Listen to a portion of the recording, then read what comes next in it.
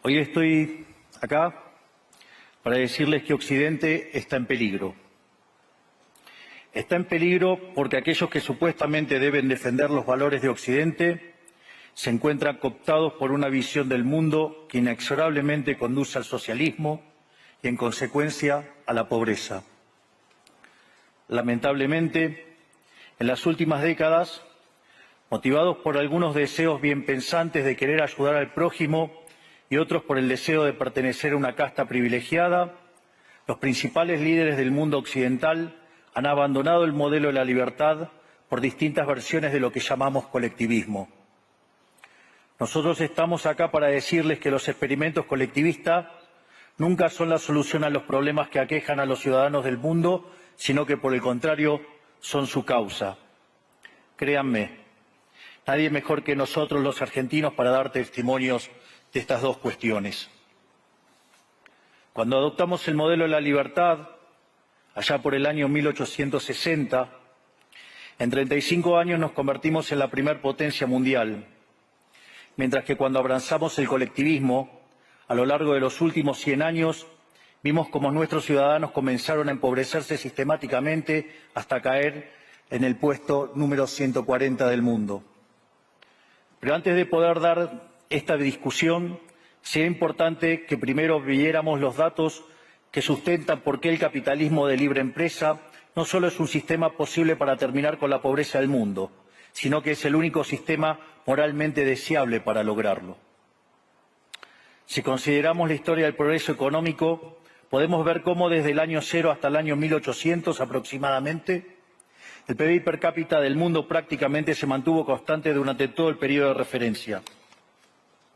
Si uno mira un gráfico de la evolución del crecimiento económico a lo largo de la historia de la humanidad, uno estaría viendo un gráfico con la forma de un palo de hockey, una función exponencial que se mantuvo constante durante el 90% del tiempo y se dispara exponencialmente a partir del siglo XIX. La única excepción a esta historia de estancamiento se dio a finales del siglo XV con el descubrimiento de América. Pero salvando esta excepción, a lo largo de todo el periodo entre el año 0 y el año 1800, el PBI per cápita a nivel global se mantuvo estancado. Ahora bien, no solo que el capitalismo generó una explosión de riqueza desde el momento que se adoptó como sistema económico, sino que, si uno analiza los datos, lo que se observa es que el crecimiento se viene acelerando a lo largo de todo el periodo. Durante todo el periodo comprendido entre el año 0 y el 1800, la tasa de crecimiento del PBI per cápita se mantuvo estable en torno al 0,02% anual, es decir, prácticamente sin crecimiento. A partir del siglo XIX, con la revolución industrial, la tasa de crecimiento pasa al 0,66%. A ese ritmo, para duplicar el PBI per cápita, se necesitarían crecer durante 107 años. Ahora bien, si observamos el periodo entre 1900 y 1950, la tasa de crecimiento se acelera al 1,66% anual. Ya no necesitamos 107 años para duplicar el PBI per cápita, sino 66. Y si tomamos el periodo comprendido entre 1950 y el año 2000, vemos que la tasa de crecimiento fue de 2,1% anual, lo que derivaría en que en solo 33 años podríamos duplicar el PBI per cápita del mundo. Esta tendencia, lejos de detenerse, se mantiene viva aún hoy. Si tomamos el periodo entre el año 2000 y el 2023, la tasa de crecimiento volvió a acelerar el 3% anual, lo que implica que podríamos duplicar nuestro PBI per cápita en el mundo en tan solo 23 años. Ahora bien, cuando se estudia el PBI per cápita desde el año 1800 al día de hoy, lo que se observa es que luego de la revolución industrial, el PBI per cápita mundial se multiplicó por más de 15 veces, generando una explosión de riqueza que sacó de la pobreza al 90% de la población mundial. No debemos olvidar nunca que para el año 1800 cerca del 95% de la población mundial vivía en la pobreza más extrema, mientras que ese número cayó al 5% para el año 2020, previo a la pandemia. La conclusión es obvia. Lejos de ser la causa de nuestros problemas, el capitalismo de libre empresa como sistema económico es la única herramienta que tenemos para terminar con el hambre, la pobreza y la indigencia a lo largo y a lo ancho de todo el planeta. La evidencia empírica es incuestionable. Por eso, como no cabe duda de que el capitalismo de libre mercado es superior en términos productivos, la doxa de izquierda ha atacado al capitalismo por sus cuestiones de moralidad, por ser, según ellos, dicen sus detractores, que es injusto. Dicen que el capitalismo es malo porque es individualista y que el colectivismo es bueno porque es altruista, con la ajena, y en consecuencia bregan por la justicia social. Pero este concepto que en el primer mundo se ha puesto de moda en la última época, en mi país es una constante del discurso político desde hace más de 80 años. El problema es que la justicia social no es justa, sino que tampoco aporta al bienestar general.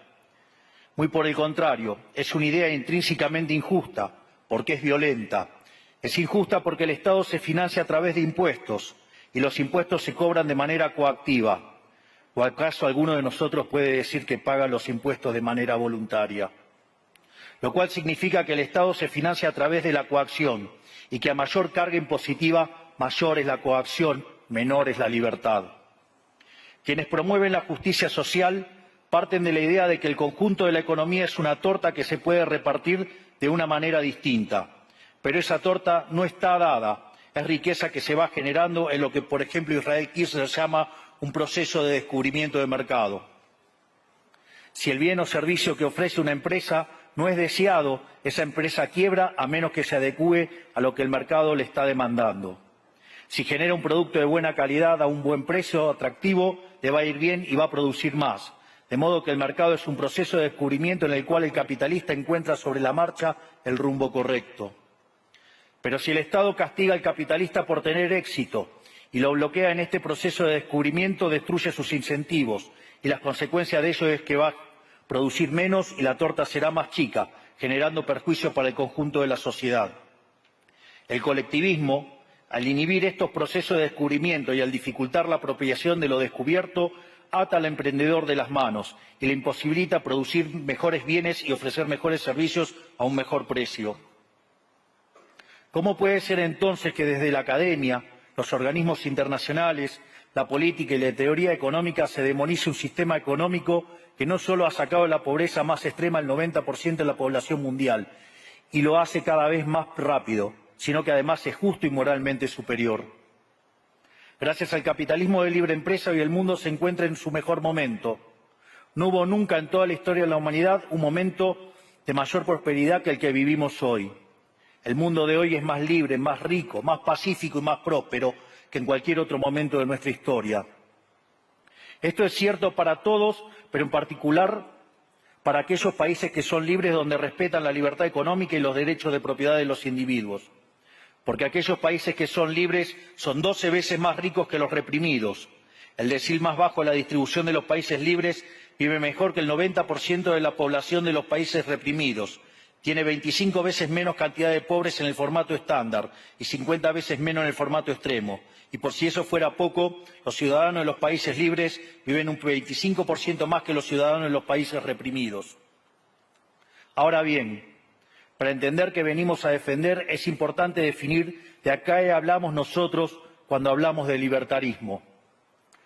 Para definirlo, retomo las palabras del máximo prócer de las ideas de la libertad de Argentina, el profesor Alberto Venegas Lynch, hijo, que dice: el libertarismo es el respeto irrestricto del proyecto de vida del prójimo, basado en el principio de no agresión y en defensa del derecho a la vida, a la libertad y a la propiedad, cuyas instituciones fundamentales son la propiedad privada, los mercados libres de intervención estatal, la libre competencia, la división del trabajo y la cooperación social, donde solo se puede ser exitoso sirviendo al prójimo con bienes de mejor calidad a un mejor precio.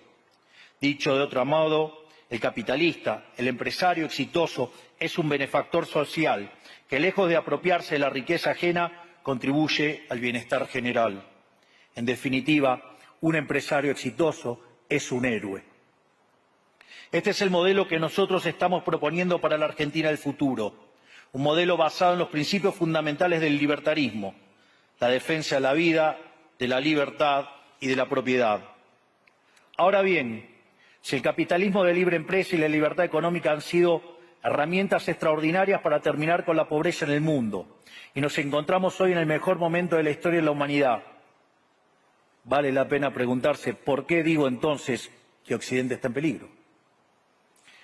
Digo que Occidente está en peligro justamente porque en aquellos países que deberíamos defender los valores del libre mercado, la propiedad privada y las demás instituciones del libertarismo, sectores del establishment político y económico, algunos por errores en su marco teórico y otros por ambición de poder, están socavando los fundamentos del libertarismo, abriéndole las puertas al socialismo y condenándonos potencialmente a la pobreza, a la miseria y el estancamiento. Porque nunca debe olvidarse que el socialismo es siempre y en todo lugar un fenómeno empobrecedor, que fracasó en todos los países que se intentó. Fue un fracaso en lo económico, fue un fracaso en lo social, fue un fracaso en lo cultural y además asesinó a más de 100 millones de seres humanos. El problema esencial de Occidente hoy es que no solo debemos enfrentarnos a quienes, aún luego de la caída del muro y la evidencia empírica abrumadora, siguen bregando por el socialismo empobrecedor, sino también a nuestros propios líderes, pensadores y académicos que, amparados en un marco teórico equivocado, socavan los fundamentos del sistema que nos ha dado la mayor expansión de riqueza y prosperidad de nuestra historia. El marco teórico al que me refiero es el de la teoría económica neoclásica, que diseña un instrumental que, sin quererlo, termina haciendo funcional la intromisión del Estado, el socialismo y la degradación de la sociedad. El problema de los neoclásicos es que, como el modelo del que se enamoraron no mapea contra la realidad, atribuyen el error al supuesto fallo del mercado, en vez de revisar las premisas de su modelo. Sobre pretexto de un supuesto fallo de mercado, se introducen regulaciones que lo único que generan es distorsiones en el sistema de precios que impiden el cálculo económico y, en consecuencia, el ahorro, la inversión y el crecimiento.